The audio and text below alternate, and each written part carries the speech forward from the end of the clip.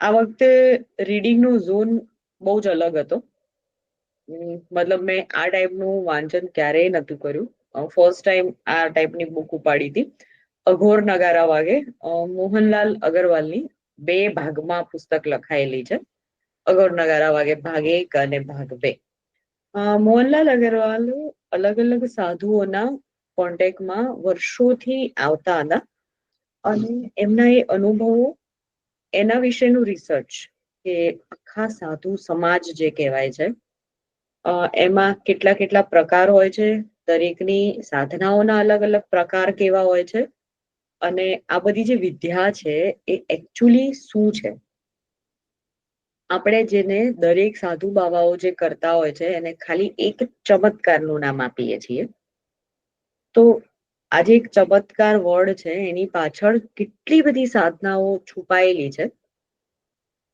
એની પાછળ આખા એમને 2 ભાગમાં પુસ્તકો લખ્યા છે. પહેલા ભાગમાં પુસ્તક છે જેમાં એ એમના વિસ્તારની આસપાસ રહીને જે અલગ અલગ સાધુઓના કોન્ટેક્ટમાં આવે છે, તો એમની પોતાની સાધનાઓ, એમની પોતાની ઉપલબ્ધિઓ, એના વિશે કહે છે. અને સેકન્ડ ભાગમાં એ એમના જ એક ગુરુ મહારાજ સાથે હિમાલય જાય છે. એની પાછળ એ આખી એક ઘટના હોય છે કે કયા કારણોસર હિમાલય જવું પડે છે અને કઈ રીતે પ્રશ્નો સોલ્વ થવાના હોય છે એમના સાધુ મહારાજના, એમના ગુરુના. પણ એ જે જર્ની છે આખી, ફ્રોમ સુરેન્દ્રનગર થી હિમાલય સુધી જવાની, કારણ કે મોહનલાલ અગરવાલ રહે છે સુરેન્દ્રનગર જિલ્લામાં, અને સુરેન્દ્રનગર થી હિમાલય જવાની સ્ટોરી છે આખી. અને હિમાલયમાં જઈને કઈ રીતે સર્વાઈવ કરવું, આ તે એ બધા ઘટનાઓ ભાગ 2 માં છે. જ્યારે ભાગ 1 માં આબુ અને એની આસપાસના વિસ્તારો. આપણે ભારતમાં કેટલાક એવા સિદ્ધ ક્ષેત્રો છે જે પર્વતીય ક્ષેત્ર કહેવાય ને, જેમ કે ઉત્તરાખંડમાં અલ્મોડા ડિસ્ટ્રિક્ટમાં કસાર દેવી ટેમ્પલ છે. વિવેકાનંદને જ્યાં અનલાઇટમેન્ટ થયું હતું એ વિસ્તારની આ મંદિર છે. અને ત્યાં એક સરસ શારદા મઠ કરીને આશ્રમ પણ છે અત્યારે એ ગુફામાં. તો આવી રીતે અલગ અલગ સિદ્ધ ક્ષેત્રો છે, જેમ કે બદ્રીનાથ છે, પછી મેં આબુ કીધું. આબુ છે ને એ આપણા ગુજરાત થી સૌથી નજીકનું કહી શકાય. અને આપણે આપણા ગુજરાતમાં જો જોવું હોય તો હિમાલય. જુનાગઢ છે એ સિદ્ધ ક્ષેત્રો છે. આવું બધું વાતો છે. આપણે એ વસ્તુને રિયાલિટીમાં ફેસ નથી કરી એટલે આપણને એ ઘટના ખબર નથી. અને આ દરેક વસ્તુ એવી છે કે જ્યાં સુધી આપણે એના અનુભવ ના કરીએ ને, પ્રત્યક્ષ અનુભવ, ત્યાં સુધી આપણને આ બધી વસ્તુ ફેક જ લાગે છે.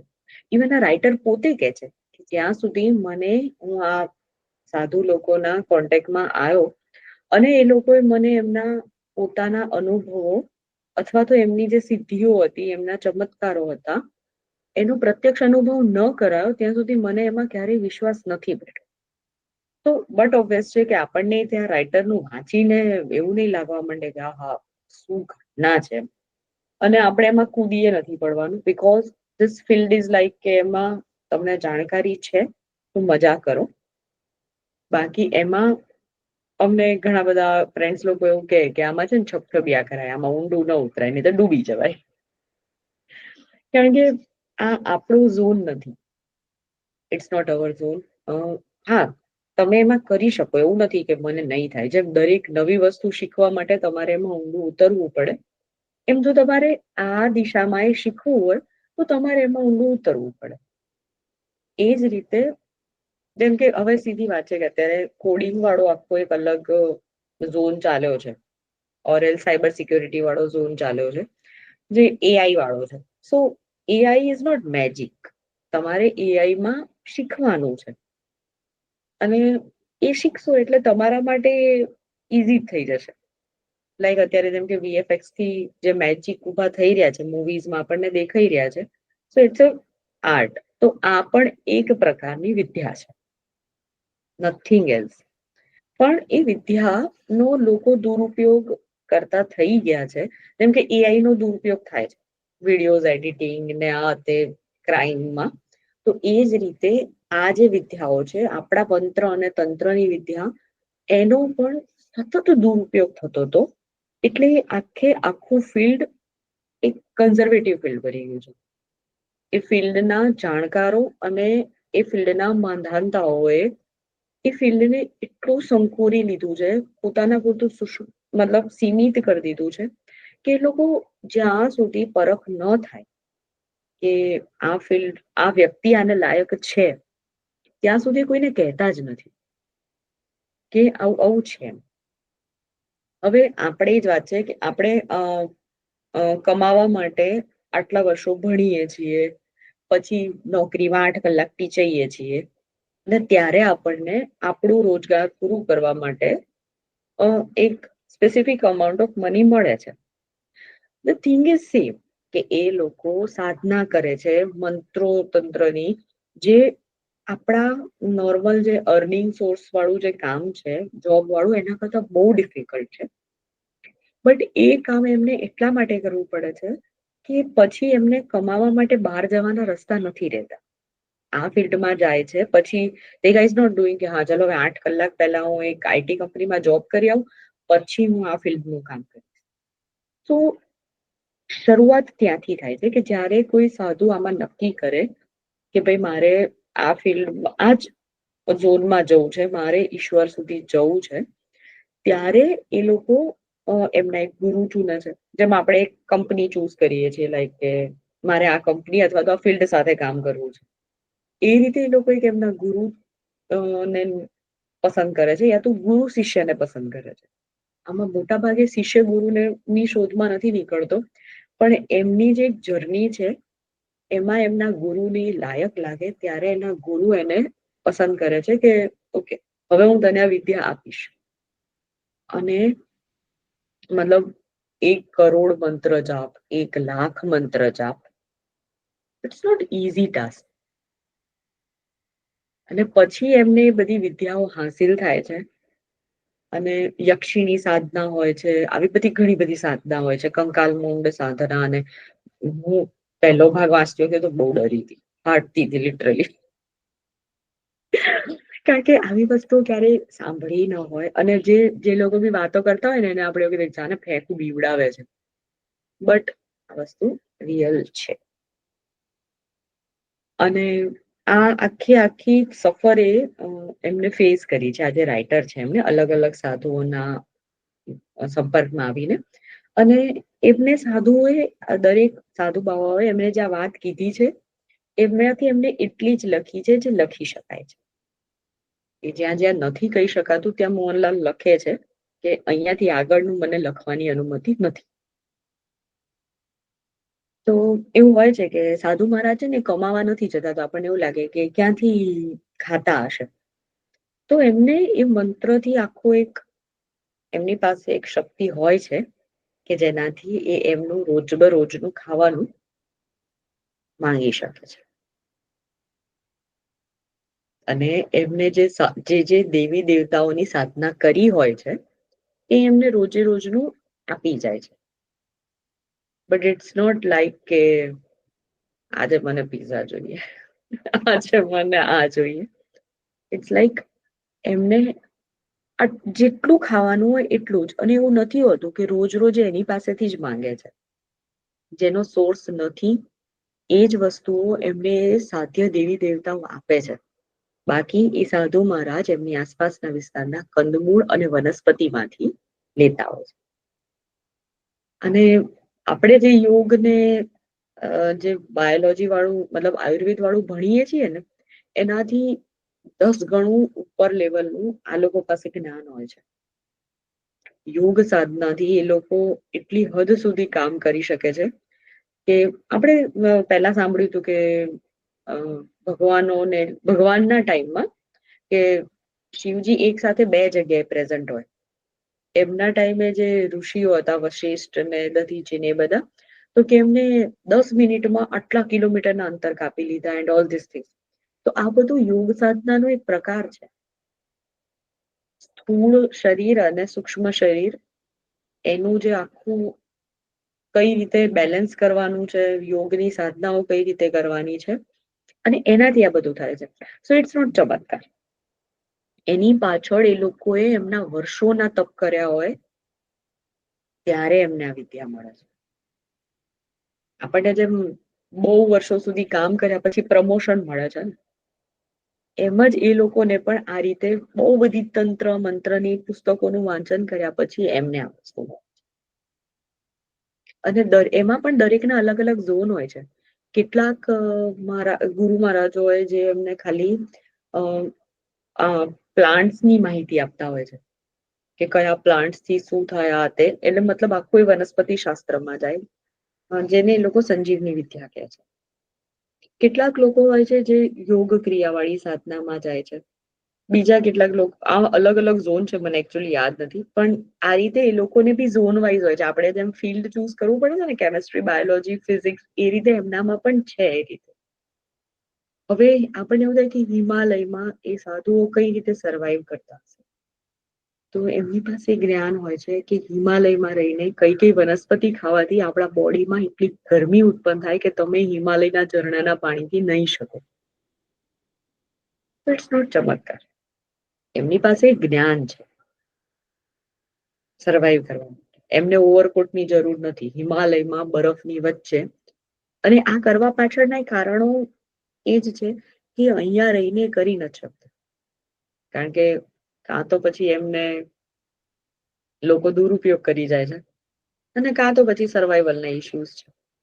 અને કેટલાક મેં ઇન્સિડન્ટ્સ વાંચ્યા, એના પરથી થયું કે હા, આ જો બધું એમને કરવું હોય તો એના માટે એમને આવા જગ્યાઓ જ જવું પડે જેને સિદ્ધ ક્ષેત્ર કહે છે. નોર્મલી એ જગ્યાઓ પર ન થઈ શકે, કારણ કે પબ્લિક ડિસ્ટર્બન્સ, બાકી જેમને જોઈતું હોય વસ્તુઓનું અભાવ. હવે આમાં વસ્તુઓ સ્કેરી પણ હોય છે, જેમ કે આ સાધુની જે બધી વિદ્યાઓ છે એમાં મોટા ભાગે બલિ દેવાની હોય પશુઓની. પછી એ લોકોનું ખાવાનું પાત્ર આપણી ખોપડી હોય, કંકાલનું મૂળ. હા, સો આ બધી વસ્તુઓ જયારે પહેલી વાર વાંચી ત્યારે બહુ બીક લાગે કે હે આ શું થઈ રહ્યું છે, પણ એ લોકો ખપ્પરમાં જ ખાય. પણ હવે આ એ લોકોના રિવાજ છે, એમાં આપણે નથી લાઈક ધીસ. હા, ક્યારેક ક્યારેક એવું આવી જાય ઓલું કે યાર બસ આટલું જ આપણે વાંચી લીધું, મજા કરી લીધી, આમાં આગળ કાંઈ કરવાનું નથી થતું, આના વિશે બહુ માહિતી લેવા નથી થતી. પણ હા, આ એક ફિલ્ડ છે ને, એની એક મિથ છે ને, એ આ પુસ્તક વાંચવાથી તમારા મગજમાંથી ઉતરી જશે કે કાંઈ ચમત્કાર નથી, કાંઈ બીજું નથી. It's all about art. અને હું આર્ટે નહીં કહું એને, આખું એક શિક્ષણ છે, સ્ટડી છે, ડીપ સ્ટડી છે. એમના પણ પુસ્તકો હોય છે, એમાંથી જ એ લોકો મંત્રો વાંચે છે અને મંત્રની સાધના કરે છે, ત્યારે આ બધું થાય છે. એમ જ નહીં થઈ જતું કે આ 4 વાર મંત્રો વાંચી લીધા ને થઈ જશે.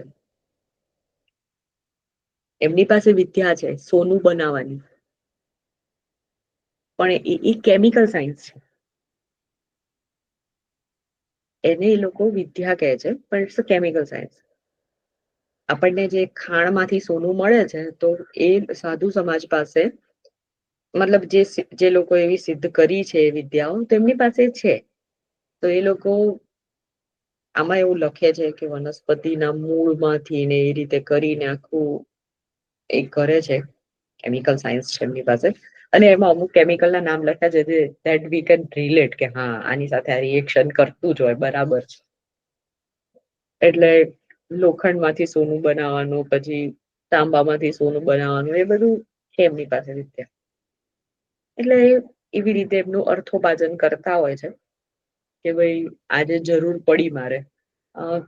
ઘણા બધા લોકોને યાદ હોય તો અહીંયા આપણે કુંભના મેળામાં, કુંભ છે ને અત્યારે પબ્લિકલી આટલો ફેમસ છે, બાકી જે તે સમયે કુંભ ઇઝ લાઈક આ બધા લોકોનો એક મીટિંગ પોઈન્ટ હતો. એકચ્યુઅલી મેં વાંચ્યું હતું કે why Mahakumbh was started, right? તો એ વખતે આપણે જે ઓલા આદિ શંકરાચાર્ય, એમણે હિન્દુ ધર્મના પ્રચાર પ્રસાર માટે બધા લોકો ભેગા થાય એક જગ્યાએ અમુક પ્રકારના મુહૂર્તમાં, અને ત્યાં સુજ્ઞાનનું આદાન પ્રદાન થઈ શકે એટલા માટે મહાકુંભ શરૂ કર્યું હતું? મેઇન રીઝન સાધુઓની ટોળી હોય, પછી એ લોકોમાં એક હોય ને કે સાધુ કી ટોલી, પછી સંઘ, આવા બધા જે શબ્દો હોય છે ને એની પાછળની એક આખું ઓલું છે કે આટલા લોકો ભેગા થઈ અને એક સંઘ બને અને એ સંઘના લીડર પણ હોય. તો આ બધું જે છે એ લીડરને કુંભના મેળામાં અમુક રકમ આપવામાં આવે કે તમારે આ રકમ લઈને આ ગ્રુપ આ લીડર સાથે અહીંયા નીકળશે. એમાં ફિક્સ હોય કે આ લોકો રસોઈનું કામ કરશે, આ લોકો આ કામ કરશે ને આ લોકો આ કામ કરશે. અને પછી એ લોકો ધર્મના પ્રચાર માટે ત્યાંથી નીકળે. પછી પાછા 4 વર્ષે ત્યાં પાછા આવે અને એ વખતે એમને હિસાબ આપવાનો કે અમે આટલા પૈસા તમે અમને આપ્યા હતા, આટલા અમે લોકોએ ભિક્ષામાંથી મળ્યા, આટલું અમે આ રીતે કર્યું, આ રીતે કર્યું, આ રીતે કર્યું. તો બેઝિકલી કુંભ આ છે કે નવા જે લોકો જોડાય છે આ વિદ્યા શીખવા માટે, તો એ લોકોને જ્ઞાન ત્યાંથી જ મળે છે. એ લોકોની આખી જે સિસ્ટમ છે ત્યાંથી શરૂ થાય છે. તો Kumbh is not for general public. હવે લોકોને આખું એક ચાલ્યું છે અલગ સિનારીઓ કે ભાઈ પુણ્ય મેળવવું છે, પણ કુંભની શરૂઆત આ રીતે થઈ હતી અને એકચ્યુઅલી આ જ છે કુંભ. અને આમાં એક બીજી વસ્તુ મને મજા આવી ને, તો એક આખા સમાજની હેરાર્કી જે હોય ને, વડલો વાળું, એ આમાં બહુ સુંદર ડિસ્ક્રાઇબ થયું છે. એમના પહેરવેશ અને એની જે હોય ને રહેણી કહેણી, એના ઉપરથી નક્કી થાય કે આ સમાજના સાધુ છે. એ આપણા બધામાં હોય છે ને, જેમ કે અમે બ્રાહ્મણ છીએ તો અમારામાં કેટલા બધા અલગ અલગ ટાઈપ છે.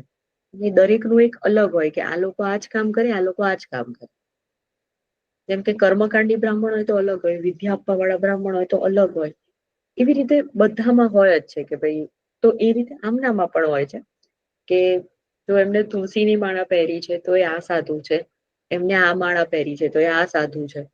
આખું એક ચાલે છે. હવે એ બહુ યાદ રાખવા વાળું વિષય નથી અને બહુ મોટું છે. એમને આખું એક ડિસ્ક્રિપ્શન ચેપ્ટરમાં આપ્યું છે કે શું શું છે એમ. અને એવું નથી કે આ પુસ્તકમાં ખાલી સારા સારા જ અનુભવો લખાયા છે. એમને બી ઠગ મળ્યા છે. બટ મોહનલાલ અગરવાલને મળેલા ઠગમાંથી એ બચી ગયા છે અને મરવાના તોલે બચ્યા છે. એવું એ નથી કે ઇઝીલી બચી ગયા છે. એ લખે છે કે જો મને આ ગુરુ મહારાજની કૃપા ન હોત ને તો કદાચ હું ન બચી શક્યો હોત. એની એટલી ઓલી એન્ડ પોઈન્ટ સુધી આવી ગયા છે, કારણ કે એમાં બી ઠગ છે. એ ઠગમાં ભરાઈ ગયા છે. એટલે આ રીતનું છે આખું. એટલે આપણને શરૂઆતના 3-4 ચેપ્ટર વાંચ્યા ત્યાં સુધી મને આ તો બહુ મહાન વસ્તુ જ લખે છે.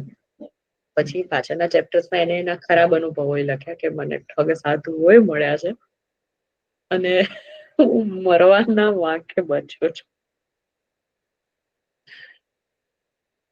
એટલે આનું મને મુખ્ય કારણ હંમેશા એ લાગ્યું છે કે આ જે વિદ્યા છે ને એ આપણા લોકો સુધી નથી પહોંચી. એનું કારણ જ આ છે કે આપણે એનો હંમેશા મિસયુઝ જ કરવાનો. હવે હું નોર્મલ કેસમાં વાત કરું કે મેં વાંચતા હંમેશા આવી જાય યાર મારી પાસે જો આ મંત્રની વિદ્યા હોત ને તો હું આટલું કરી. એ જે સાયકોલોજી છે ને એ જાય પછી આ વિદ્યા મળવી એ મુખ્ય ઉપલબ્ધિ છે. મોનેટાઈઝ ના કરો તો મળે.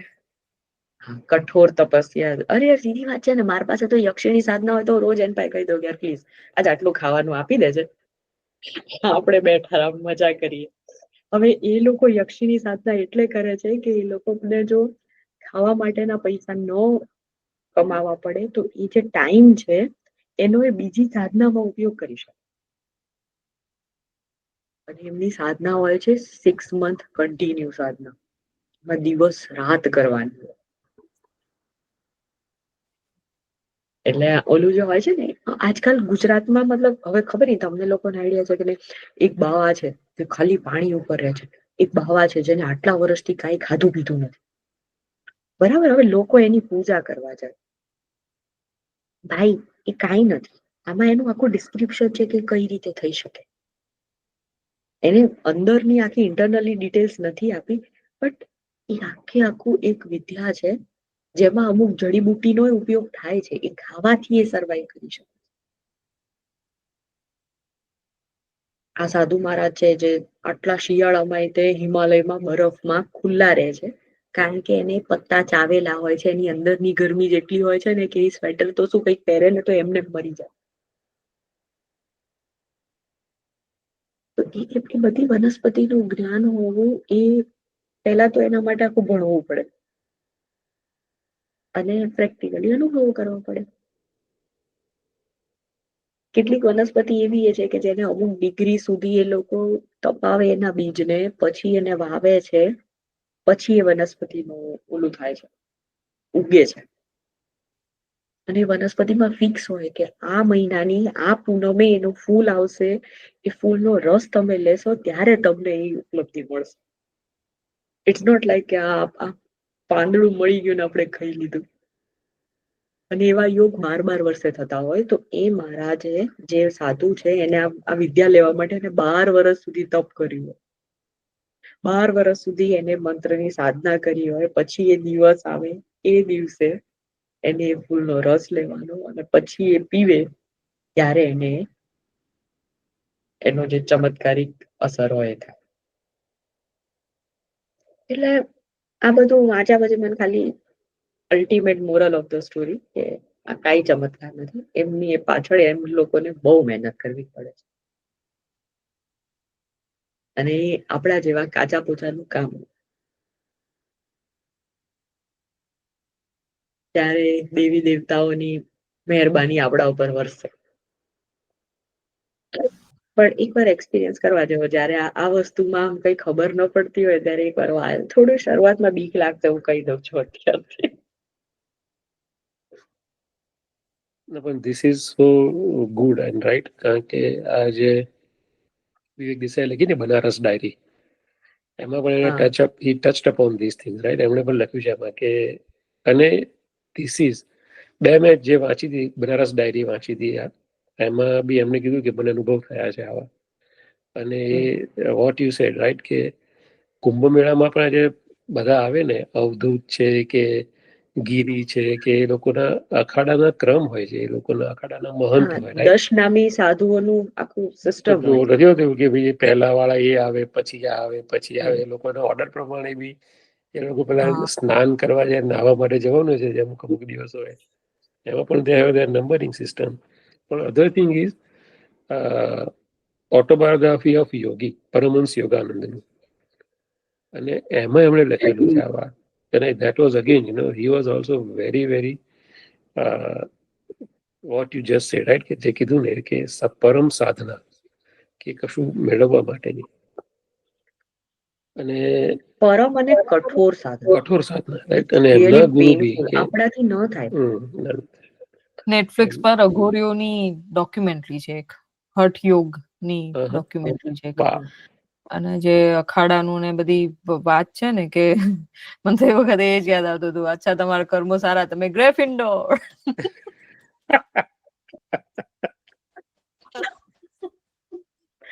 વાત ખતમ. તંત્ર વિદ્યા આખું અલગ છે. જે આસામમાં જે છે, અનધર ઇઝ કામાખ્યા મંદિર જે કહે છે, કામાખ્યા દેવીનું, રાઈટ. એ બી અનધર સિદ્ધ થિંગ કે જેમાં તાંત્રિક માટે લોકો દે always go there. It's there. આસામમાં ત્યાં જઈને સાધના થાય. પણ ઓટોબાયોગ્રાફી યોગીમાં એમને લખ્યું છે કે he used to do that. આગળ મનની ગતિએ ટ્રાવેલ કરે છે. So what is that, right, કે ભાઈ આપણા ઋષિ મુનિઓ બધા પહોંચી ગયા, અને ધેટ એમાં એમણે બતાવેલું છે કે હું તને આ દિવસે તને આવી રીતે મળીશ તને. Very interesting. પણ again you are right, it's કઠોર સાધના, એમાં કાચા પોચાનું કામ નહીં. અને આમાં જે પાત્રતા જે કહેવાય ને, કે જે લોકો કોને આપી શકે, વિદ્યા આગળ કોને આપી શકે, રાઈટ, કે જે તમારી પાત્રતા કહેવાય, એટલે એની જોડે રહીને તમે કે જે પણ કઈ તમે 15 વર્ષ એમની સેવા કરી હોય, આ કર્યું તે કર્યું, એમનો ગુસ્સો ઝીલ્યો હોય, એમનો તાપ ઝીલ્યો હોય, બધું. હા, એટલે એ ત્યારે then you come to the level કે ના ભાઈ બચ્ચા તેરા કલ્યાણ હોગા, એવું થાય પછી. એક્ઝેક્ટલી. મોહનલાલ અગરવાલને એક ગુરુ પાસેથી એક માહિતી મેળવવા માટે એ એના 15 દિવસનો તાપ સહન કરે, મતલબ ગુસ્સો, રૂડ બિહેવિયર, ગુસ્સો, ઉદ્ધતાઈ, એ બધું જ સહન કરે. અને પછી મોહનલાલ લખે કે એ દિવસે મેં એમની નજરમાં વાત્સલ્ય ભર્યું પ્રેમ જોયું. મને થયું કે આ વ્યક્તિ પાસે આટલો પ્રેમ છે. તપાસતા હોય કે ચકાસતા હોય, કહે ને કે અમે તો હા. પરીક્ષા લઈએ છીએ. એટલે કોણ એ છોડી દે જયારે છે આમ પછી એટલું રસ્તામાંથી, રાઈટ? અમુક વાર આપણા સંગીતમાં ગુરુઓ કરે ને કે તમને સારે ગમ આ સરગમ તમારે અમે 3 મહિના સરગમ જ ગાવાની છે ખાલી, સાહેબ ક્યાં આગળ ભણાવો ને તમે. ના હજી યાદ કરવાનું છે. તો જે ટકી ગયો તો પછી આગળ કે ચલો આપણે આગળ શીખીશું. ના ગયો તો આ તો એમ જ આવ્યું હતું કોઈ. But very interesting. યાર, અઘોર નગારા વાગે. અઘોર નગારા વાગે મોહનલાલ, એના 2 ભાગ છે. હમણાં અમારે સીઝન ચાલે છે કે બધા વારાફરતી વારા પુસ્તક વાંચી રહ્યા છે. એ રહ્યું એ જ પુસ્તક. ઓહ, અરે કોઇન્સિડન્સલી કોઈ એકબીજાને રિકમેન્ડ નથી કરતું. તમે બધા તંત્રમાં નથી પડવાના ને? જો એ સાંજના મળી જાય તો મને કહેજો, મારે ખાસો ટાઈમ બચી જશે. હા નહીં, વાસણ મને એ બાસણ નું થયું, શોધી કપડા બપડા. વાંચતા વાંચતા દરેક વખતે મને આ જ યાદ આવ્યું હતું કે યાર જો મારી પાસે આ હોય ને તો આ કામ થઈ જાય. તમે કલ્ટ તો ચાલુ મને ના થયું કરી દેતા. બસ એટલે જ કદાચ મેં કીધું આપણે લાયક નથી આને, આપણે બુક વાંચીને જ જલસા કરવાના છે. કારણ કે ગુરુ મળવા ને એ જ એક મોટી વસ્તુ છે. અને પ્લસ યાર ઓલા પાત્રમાં ખાવું તો તકલીફ વાળું કામ જ છે. એ જે પાત્રમાં ખાય છે ને કંકાલમાં ખપ્પર. હું એક સ્પેશિયલ વાત કહીશ, એ અઘોરીઓ નથી, એ ખાલી આપણા જેવા સાદા માણસ છે. તો પણ એક એ દેશના છે, જે નામ નથી લેવું મારે. એ મારા હસબન્ડે એનો એક કલીગ હતો, પૂછ્યું કે સૌથી વિયર્ડ ફૂડ અત્યાર સુધીનું શું ખાધું હતું? તો કે વાંદરાની ખોપડીની અંદર સાપનો જ્યુસ. એક અત્યાર સુધીનું સૌથી વિયર્ડ ફૂડ હતું કે ખબર નહીં, મને ટેસ્ટ જ ખબર ના પડે. How food you try? Exactly. તો એના માટે અઘોરી બનવાની જરૂર નથી, એમને મેં અઘોરીઓ કરી રહ્યા છે આપણે. સાચી વાત છે. True true. ઓકે. સિદ્ધ અઘોરી જે હોય છે ને કે ખબર નહીં, હવે તો બધા આઈ શુડન્ટ સે ધેટ, પણ બધા ફૂટેજ માટેના અઘોરી થયા હોય છે કે આમ એકદમ પાખંડી હોય છે અમુક. પણ જે સિદ્ધ અઘોરી હોય છે આવતા જ એક્ઝેક્ટલી. એ લોકો એવી જગ્યાઓ ચૂઝ કરે છે કે જ્યાં સુધી લોકો પહોંચી જ ના શકે. ભવનાથ, જુનાગઢ ભવનાથનું જે મંદિર છે ને, ત્યાં આગળનો મેળો જે આખું ગુજરાત ફેમસ ભવનાથના મેળાનું મેં ખાલી સાંભળ્યું છે ત્યાંના લોકલ રહેવાસીઓ દ્વારા કે 2 થી 3 ના ટાઈમે અમારે આવવાનું જ નહીં મંદિરમાં પૂજારી પણ ના રહે. એ વખતે અઘોરીઓ આવે છે ત્યાં આગળ. રાત્રે 2 થી 3 શિવરાત્રી દિવસે. ઓકે.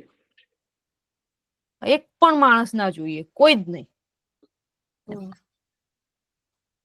That's interesting. Yeah, ભવનાથનો મેળો, શિવરાત્રીનો જુનાગઢનો ભવનાથનો મેળો જુનાગઢમાં ઘણા બધા છે આજુબાજુમાં, બધા સિદ્ધ પુરુષો. મજા આવે, એક મજા લેવામાં આજ છે, બાકી બીજું કઈ નહીં કરવાનું. વાંચીશ કેમ કે મારે જાણવું છે. I have never explored that part. મેં એકચ્યુઅલી આ બુકની શરૂઆત જ એટલા માટે કરી હતી કે મારે આમાં કઈ શીખી નતું લેવાનું, પણ મને આના વિશે કઈ ખબર જ નથી. Curiosity. Exactly. Curiosity. That's good thing, right? At least ખબર પડે આપણને શું. અને it's absolutely is a science. Science કરતા બી વિદ્યા જે કીધું ને, 64 વિદ્યા લોકો આપણને પહેલા દેતા હતા, રાઈટ? 64 યોગીણી. 64 વિદ્યામાં અને 64 માં એક વિદ્યા છે આ બધી. Very nice. અને આપણું એન્શિયન્ટ ઓલું છે સવાલ જ. At least there is a science behind it, right? Like it was not invented out of just like whims of a mind કે ભાઈ ગમે તે કરીને બનાવી દીધું કઈ બી. No, it's not that. There is a particular science behind it and there is a reason behind the same. So we should just know about it. I think we should be grateful to આપણા ઋષિ મુનિ એટલું બધું મૂકીને ગયા છે આપણા માટે, અને with proof. એવું નહીં કે what you just said, કેવું નહીં કે આમ મારો હવામાંથી ક્યાંથી લાગ્યું, એવું નહીં. They have done really, really hard work.